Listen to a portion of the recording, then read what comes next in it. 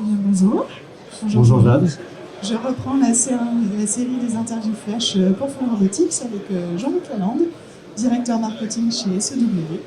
Eh bien, écoute, Jean-Luc, que fais-tu? Quel est ton quotidien chez SEW? Voilà, donc, chez SEW, ma mission avant tout c'est de faire connaître les produits à nos clients, essentiellement, bien sûr, nos prospects français, donc au travers d'une communication assez large, parce que on a ce type d'événement comme vous avez organisé qui est extrêmement intéressant et qui représente une belle vitrine pour vous, aussi bien entendu au travers des réseaux sociaux, des publications, et puis de notre force de vente qu'on essaye de doter d'outils aussi intéressants. Voilà. Super. Et alors, que faites-vous et que vendez-vous chez SEW?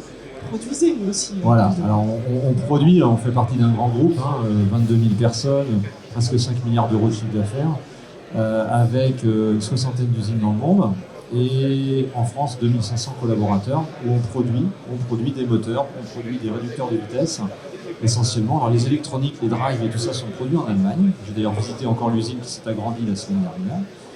Mais voilà, on produit l'intégralité des produits que nous commercialisons sont sortis de nos usines. Super. Et alors, que montrez-vous aujourd'hui pour cette journée de Full Robotics? Voilà, alors pour Full Robotics, on a décidé de présenter essentiellement un petit robot tripode, poche, parce qu'on n'avait pas non plus la possibilité de montrer un très gros, mais qui a la particularité d'être alimenté par des variateurs avec un réservoir d'énergie à l'intérieur, parce qu'on a des super capacités, qui vont permettre de terminer le cycle proprement en cas de micro-coupure, en cas d'orage, je ne sais pas ce qui peut arriver sur une usine. Eh bien, on va terminer proprement le cycle et remettre en voie de garage le robot. Ça va éviter effectivement les soucis de pièces qui va avoir une paille, qui va pas être... On parlait de fabrication additive par exemple, quand on fait avec une imprimante 3D de grosse dimension, et bien évidemment si on s'arrête, on va avoir un problème avec la matière à un endroit. Donc là on va terminer proprement pour éviter ce type de désagrément. Ça peut aussi permettre de faire de la sécurité aussi sur des robots, parce que sinon on va dégager l'outil et éviter de mettre en difficulté la machine ou les opérateurs.